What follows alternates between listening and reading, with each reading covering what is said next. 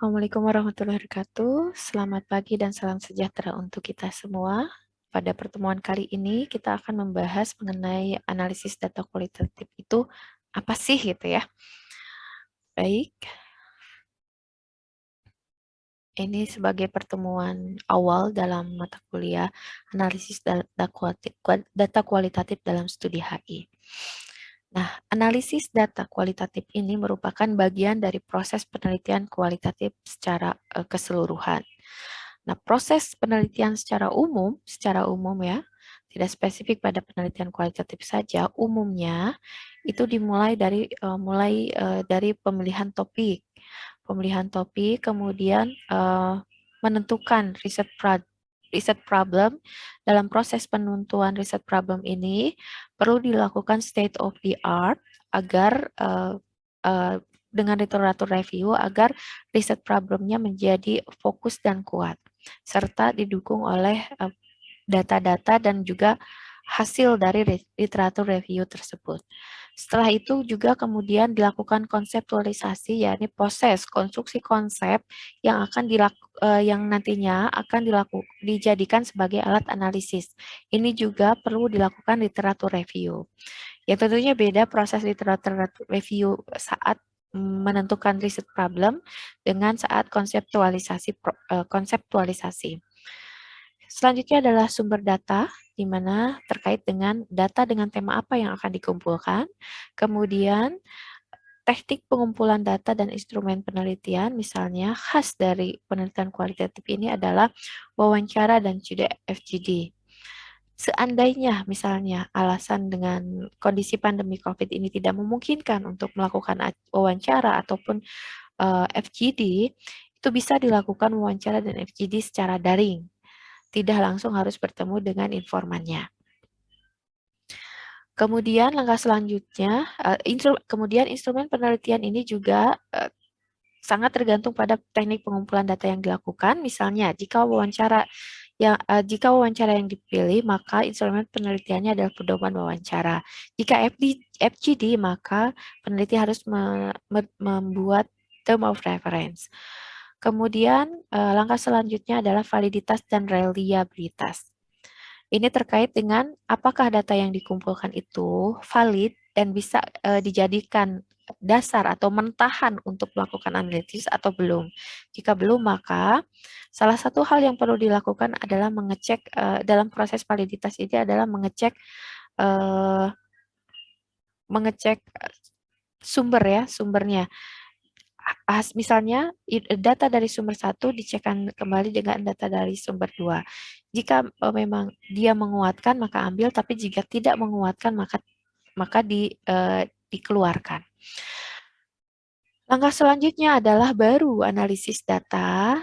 Jadi posisi analisis data dalam proses penelitian kualitatif ini adalah setelah data itu divalidasi dan sebelum proses dilakukannya penarikan kesimpulan dan saran atau proses closing.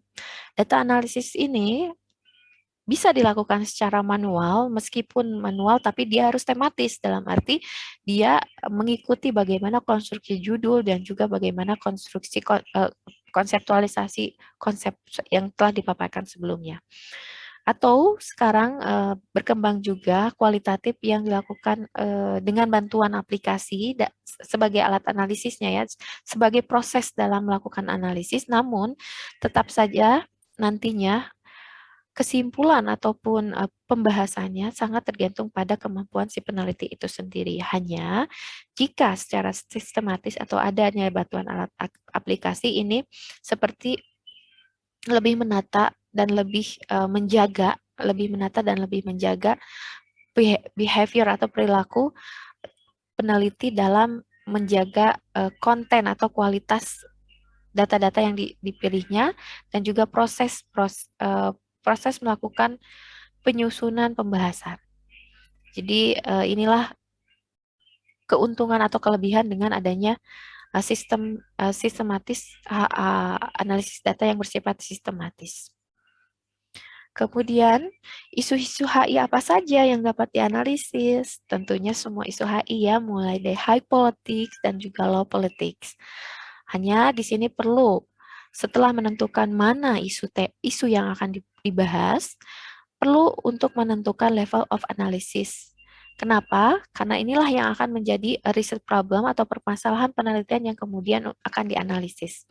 Nah, level of analysis ini perlu ditempatkan atau perlu dicekkan apakah dia berada dalam level global, regional, nasional, atau negara, kelompok individu, atau level individu.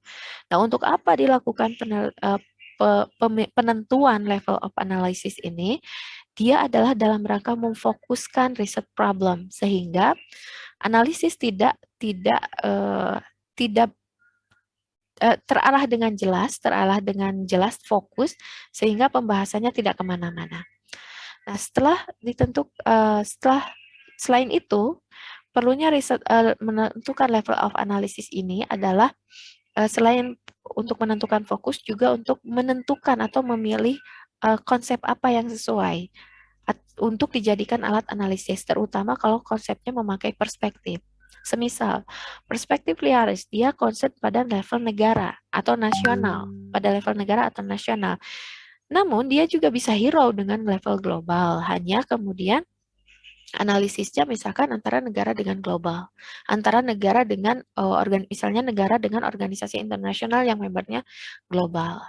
Membernya negara kembali misalnya, ataupun INGO boleh juga negara dengan INGO analisisnya, tapi dia spesifik pada perilaku negara yang akan menjadi objek risetnya.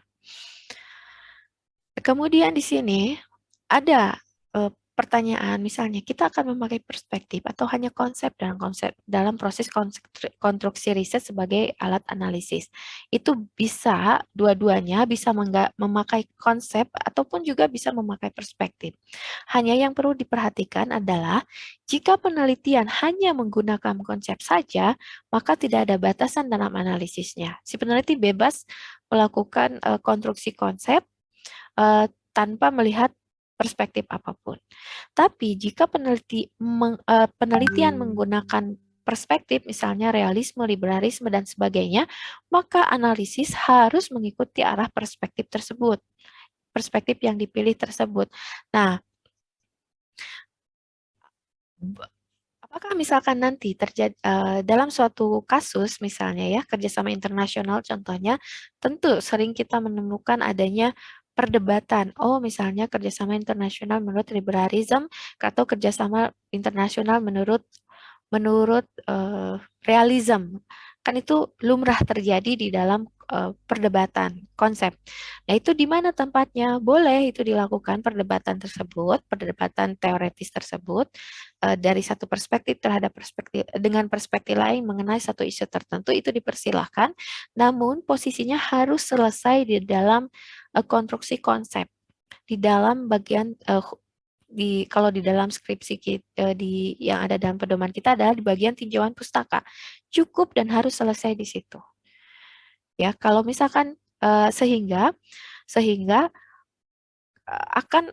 akan ada akhir konstruksi konsepnya jelas, tidak lagi ambigu, tidak lagi membingungkan. Ini kerjasama internasional ini apa sih yang harus dilakukan misalnya ya tahapan melakukan kerjasama internasional. Tentunya kalau dalam kerjasama internasional itu menurut liberalisme akan berbeda dengan kerjasama internasional menurut pandangan realisme. Nah, meskipun ada perbedaan tersebut, peneliti akhirnya harus memilih konsep yang mana yang akan dipakai. Konsep berdasarkan perspektif mana yang akan dipakai. Nah, itu harus ditentukan dan harus selesai di bagian tinjauan pustaka atau literatur review-nya ya. Kenapa? Karena konseptualisasi atau konstruksi konsep yang jelas nantinya akan mengarahkan analisis tematis dengan baik. Analisis tematis itu adalah pembahasan berdasarkan tema-tema sebagai turunan dari konstruksi konsep dalam bab 2. Dan konstruksi konsep ini tentunya sebagai turunan dari judul. Kemudian ada juga perspektif dalam metode. Nah, ini ya. Apa bedanya perspektif di dalam tadi ya perspektif sebagai alat analisis dengan perspektif dalam metode. Kalau perspektif sebagai alat analisis itu adalah perspektif konseptual, konsep-konsep seperti misalnya liberalisme, realisme, tetapi perspektif dalam metode, nah, metodologi riset misalnya ya, dalam perspektif dalam metodologi riset itu uh, umumnya ada dua, yakni positif, ada tiga. Secara umum ada dua, positifis dan non-positifis, tapi kemudian berkembang juga pseudo-positivism. Nah, perspektif ini seorang peneliti apakah mau memilih positifis atau non-positifis itu ditentukan setelah dari awal. Dari awal dia akan menentukan apakah ini positifis atau non-positifis. Jika seorang peneliti memilih positifis sebagai pendekatan dalam metode risetnya, maka dia akan cenderung menyusun riset questionnya sifatnya yang kuantitatif, misalkan seberapa efektif, seberapa bagaimana dampak, bagaimana peran, nah seperti itu. Nah, RQ ini atau research question ini nantinya akan menentukan apa terkait dengan hipotesis atau proposisika. Kalau misalnya kuantitatif, dia tentu apakah misalnya kebijakan F efektif atau tidak. Nah, itu kan dikeluarkan hipotesis ya. Misalnya kebijakan X itu efektif dengan nilai H satunya 0, H satunya adalah 1 dan tidak efektif itu nilainya 0. Nah, kalau misalkan seorang peneliti lebih memilih non-positivis, maka dia akan menentukan RQ-nya sifatnya kualitatif. Misalnya bagaimana eh, negosiasi antara negara A dengan negara B mengenai suatu kasus tertentu. Nah, nanti boleh diajukan proposisi ataupun tidak. Hanya tentunya nanti akan terlihat di dalam kerangka pemikiran. Ya, kerangka pemikiran itu sendiri merupakan bagian alur dari proposisi penulis ya. Hanya disuguhkan dalam bentuk bagan alur dalam penelitian. Nah, metode secara umum bagi mereka yang mengikuti positifis adalah kuantitatif dan non-positifis adalah kualitatif dengan varian-variannya ya. Kualitatif misal apakah itu case study, fenomenologi, grounded dan sebagainya. Nah, adapun muncul perkembangan baru sebagai upaya untuk menjawab masalah validasi atau hal yang meragukan dalam proses analisis kualitatif, maka muncullah pseudo-positivism yang mengusulkan sebuah metode analisis kualitatif yang sifatnya lebih sistematis dengan alat bantu sehingga dapat disuguhkan kepada audiens atau kepada pembaca bagaimana proses analisisnya dan mekanisme pengambilan keputusannya. Nah, apa kelebihan dari kualitatif prosedur positivis ini? Prosedurnya bersifat sistematis sehingga validitas dalam prosesnya dapat dipertanggungjawabkan. Ketika misalnya kita mungkin familiar ya dengan instrumen penelitian dalam kualitatif adalah peneliti itu sendiri. Nah, itu memang kita familiar dan benar bahwa kesimpulan ditentukan oleh peneliti dalam kualitatif. Hanya karena peneliti itu adalah seorang manusia yang juga bisa salah, lupa, dan kemudian juga bisa egois, maka perlu ada standar untuk menetapkan apakah proses penelitian itu valid atau tidak. Sehingga hasil dari penelitian ini dapat dipertanggungjawabkan secara ilmiah, terutama dalam hal mengarahkan logika untuk menarik kesimpulan. Baik, demikian yang bisa saya sampaikan dalam pertemuan ini. Mudah-mudahan bermanfaat. Terima kasih. Assalamualaikum warahmatullahi wabarakatuh.